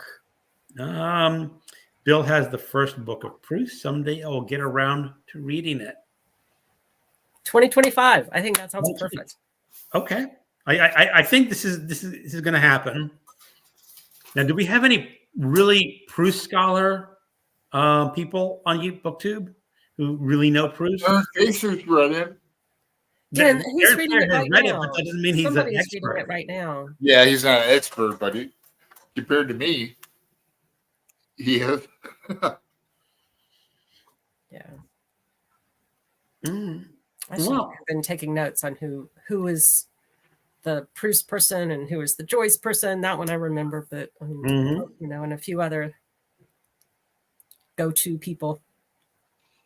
Well, I wanted to take the conversation towards art a little bit. Like Greg and Elizabeth are doing a what's it called, Greg? An art thing? We have not determined the name. It's a book about art sometime in September. We're encouraged to read a novel with features art, maybe a biography or nonfiction about art, and maybe go visit an art museum. So I found the letters of Van Gogh. Yeah, I found that. And so I've heard about that. It has prints in it of his paintings and no marginalia. Cool. And of course, when we visited DC, we went to the National Gallery, and I still have this. Yeah, it was cool. I think I have another one. Like such a great project. Can you remind me what month you had that for? The art. What? Oh, September. September. Okay. So Shakespeare and art. Exactly. I like Shake Tube, or what do they call it? Shake Timber now? I think it's Shake Timber now. Yeah. Wonder what we're reading for Shake Timber. I don't think there's a list. It's just read Shakespeare. Usually there's a prompts. Yeah, I think they often choose particular plays per week. Yeah. All the hosts will choose one. Although, I think you can read anything by Shakespeare or about Shakespeare and feel like you're participating in Shake Timber. Yeah. Sure. So MJ saying, "Ooh, I love that art project." Yeah, really. I live in an art community. We have an art studio downstairs, and here's look at my little studio going on. But oh yeah, wow. But the Portland has a decent art museum, and now that I don't live downtown, I don't get down there as often as I used to, but it's a good excuse to go to it. It is a good excuse. I don't need one, but like I said, in September would be a good excuse for me to get on the train and go visit some of the art museums again. Mm-hmm. Maybe we can meet up for it. Maybe do it. Right. I don't know if we do the modern art or the classical art or something. Yeah, I want to see. I love the East Gallery, the Modern Art Gallery, and I also love the Hirshhorn, two of my favorite DC. And then there's the Portrait Gallery. Yeah, there are a bunch. There are a lot in DC that Yeah, when we visited, I have to admit I was kind of tired that day because we tried to pack in as much as we could, and we ate lunch afterwards, and I just Mm, so much to do in DC. It's amazing. yep. The thing is, going down to that mall is really too much to do for just one day. It's just like Yes. Yeah. Oh yeah. you pick one. So MJ is going road trip. Oh, totally. Yeah, MJ, we were talking earlier that if you were up for the Philadelphia I think book she's a tour, Philadelphia book crawl.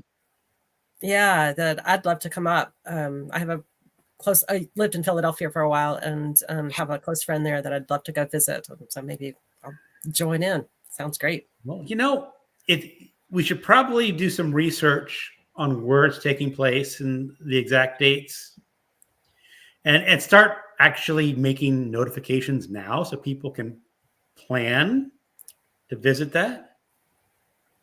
Sounds great. So MJ, yes. Philly book crawl. Okay, I think Philly book crawl is going to happen someday. We also need to do the Strand in New York,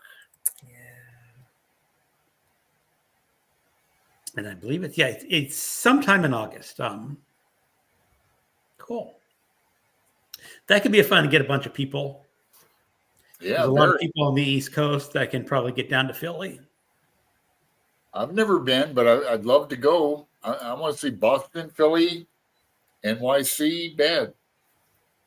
Philly's a great city. Yeah, I've heard it has really good like public transportation, like Portland does. Yep. And DC does. Mm-hmm. And New York and Boston. Yeah, totally. Boston too. Mm-hmm. Yeah.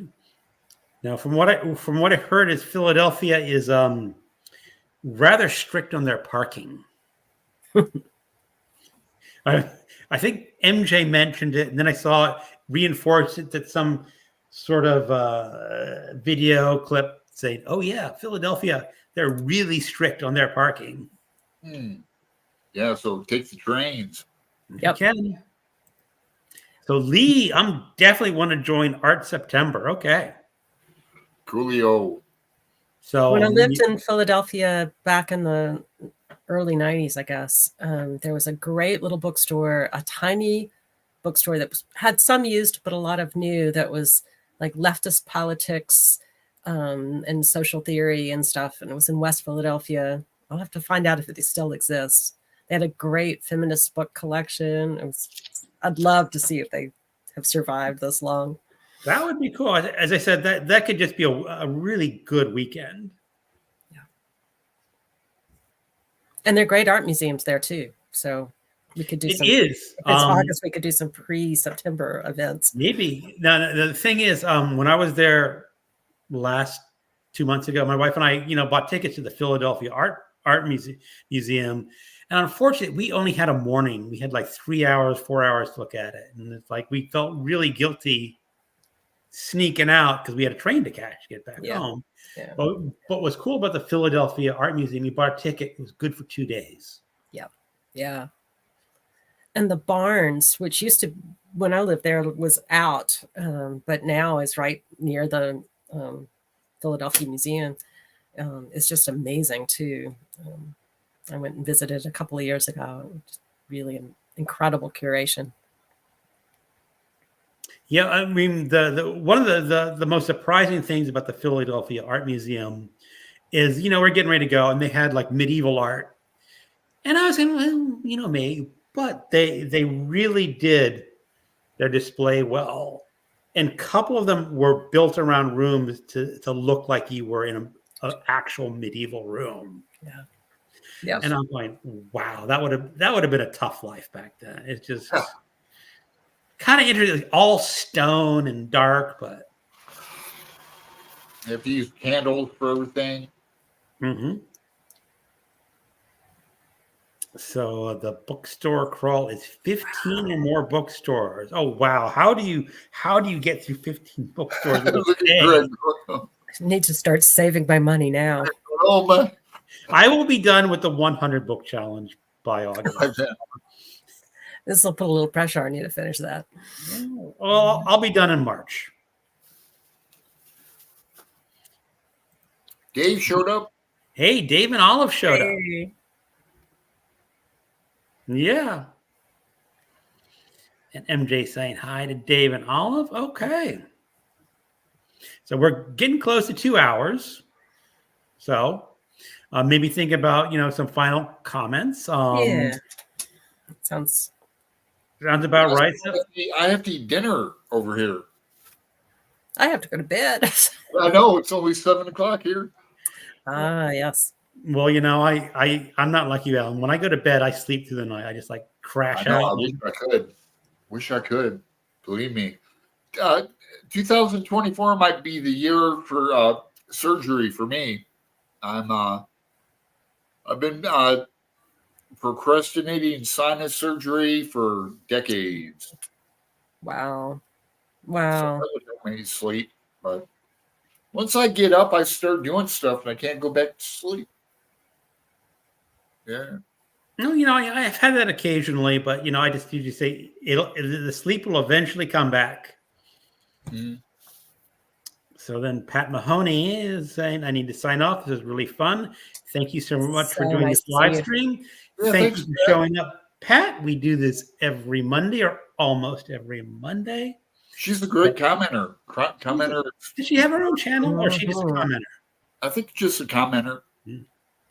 You don't have a channel, do you? If you do, I need to know about it. Yeah. We do. One of these, maybe we should invite some people without channels on this live. I think that's a great idea. If people want to try to come out and like you said, it's a low threshold. It's a very it's not like you're doing the nightly news or anything like that, Yeah. Oh, that's starting I one. don't want to leave it on a down note, but there's a commenter extraordinaire who lives in England and was becoming a real friend of mine and helped me through my first street of War and Peace. And Roz did too. But, she's on Voxer, doesn't have a channel. And now I haven't heard from her in months. Oh. That's a bad thing. So, what happened? I know she was older, and Yeah. I can't check on her. Well, Sean the Book Maniac has had series where he invites commenters or other people who haven't routinely had channels to guest spot on his and produce a video that he then would put up. I've forgotten what he called.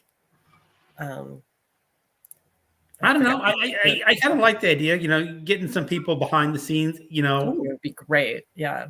Yeah. Well, I was thinking, put out a community post and see if we get anyone interested.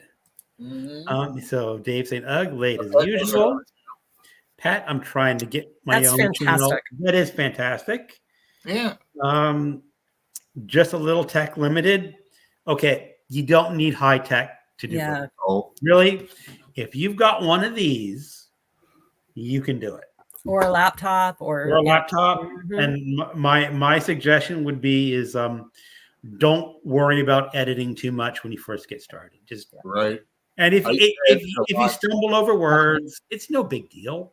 It makes people feel at home. Yeah. I used to edit a lot. Now I don't anymore. And I used to use books for a tripod. So this is like the most tech I got in the past few years. I got a good tripod after breaking cheap ones. You might as well just buy a nice one first. That goes true with a lot of things.